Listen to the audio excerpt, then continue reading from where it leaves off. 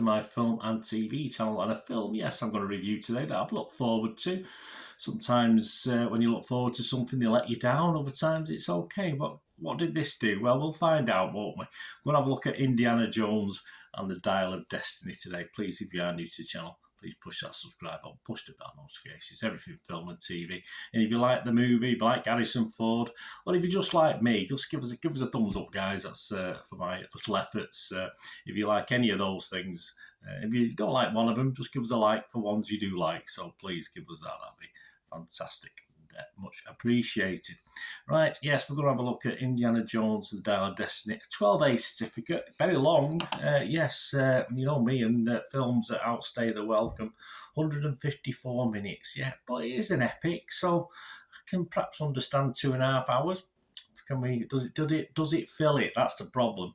It was directed by James Mangold. This one produced by Walt Disney and Lucasfilm, of course. And is a sequel to one from 15 years ago, to Indiana Jones and the Kingdom of the Crystal Skull.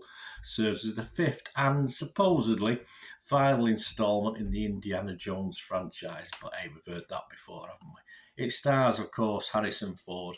Also coming back, you've got John Rhys Davies, Karen and Phoebe. Karen Allen, and we've got Phoebe Waller-Bridge in this, who I do like. Obviously, you might be familiar to somebody. I think she's changed a bit in her looks. I must admit, I could see her there, but it's been a while since I've seen her on British TV, so she might have changed her looks anyway. Antonio Banderas, Toby Jones, he gets around, doesn't he, Toby? Boyd Holbrook, Ethan Isidore, and Mads Mikkelsen, and it's set in 1969, one of my favourite years. I was 10 years old. My football team had won the FA Cup. Man landed on the moon. What could you ask for a 10-year-old boy? Absolutely fantastic. I had a bedroom full of Apollo 11 posters and Manchester City posters. Fantastic times. Anyway, it's set in 1969. It follows Indiana and his estranged goddaughter Helena Shaw trying to locate a device that could change the course of history before Jürgen Voller, a Nazi-turned NASA scientist, can get it for himself and alter the outcome of World War II. So, yeah, a basic, simple plot. So what do we get? Do we get any glitz to go with it? Of course, Steven Spielberg and George Lucas just served as executive producers on this. Released on 30th of June. All these scores and comments I'm going to give you as at the 2nd of July 2023. It's not all about me, it's about what other people are thinking as well. I'll give you my views, of course, but it's not all about what I think. The public seem to like it. 89% positivity on Rotten Tomatoes audience, a 4.4 out of 5 score. Internet Movie Database, 24,000 scores and reviews left. 6.9 out of 10, all right, so that's okay, that's fine. Not as high as Rotten Tomatoes, but that might drop slightly, but I can't imagine it dropping too much over the next few weeks and months and years. The critics, Rotten Tomatoes, not as endeared, but still positive. 67% of 304 critics are positive about this. Average rate of 6.3 out of 10. 205 fresh, but a big chunk of rotten. 99 rotten, 205 fresh, 99 rotten.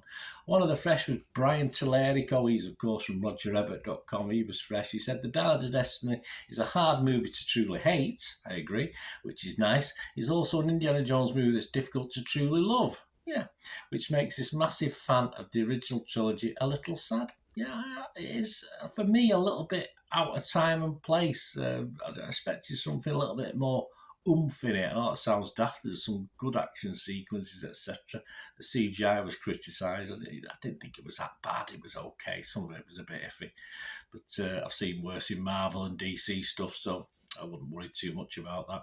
Oliver Jones from The Observer, he was fresh as well. He said, the new film still ably provides a reliably immersive and occasionally thrilling evening at the movies, one anchored by one of the most engaging and relaxed movie stars of his generation. Yeah, he does hold it together pretty well.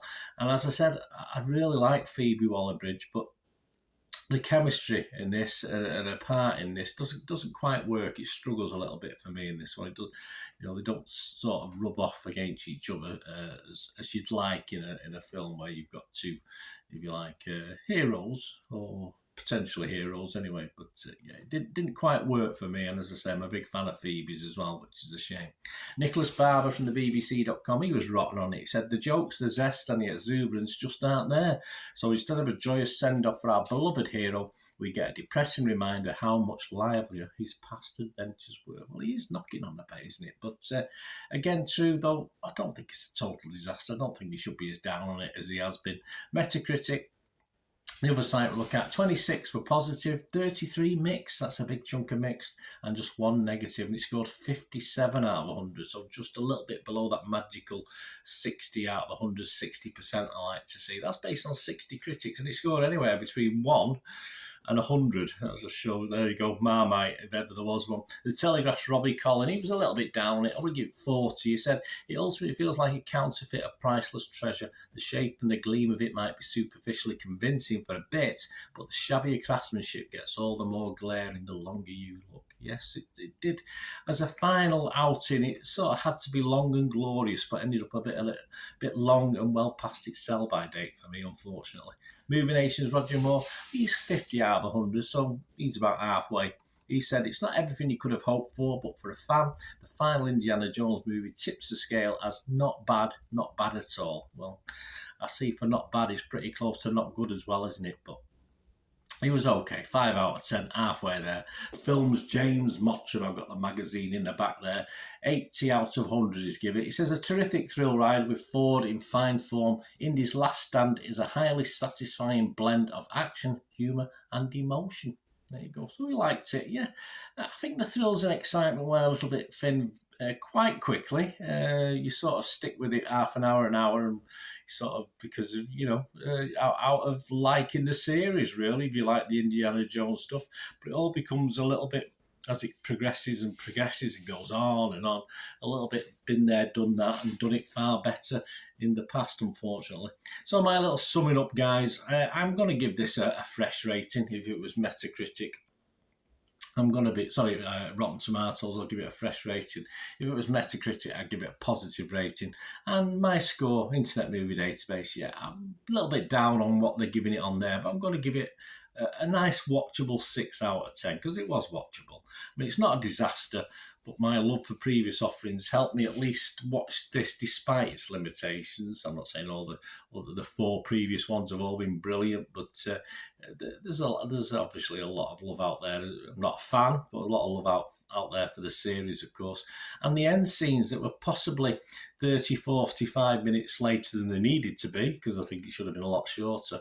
It could have been really special, quite impressive end scenes, and it all seemed a little bit lackluster, which is a shame. It just didn't work. It should have been a great climax to a film, and it's just a bit wishy-washy, unfortunately, which is a shame. I say it's okay.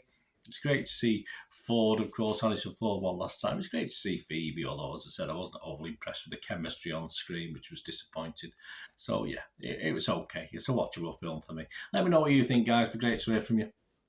Your thoughts on this. It's all opinions. It doesn't matter. I mean, if you love it or hate it, just give us your opinion, and please give me a like. It'd be much appreciated. It doesn't matter. I mean, it'd be a boring world if we all thought the same, wouldn't it? But not a total disaster to finish the series. If it is finishing the series, you never know. You never say never in this game, do you? But a bit disappointed, but hey, it was okay. It was okay. It was fine. Thanks for watching, guys. Until we meet again, last one thing, don't we? Please stay safe, everyone. Bye for now.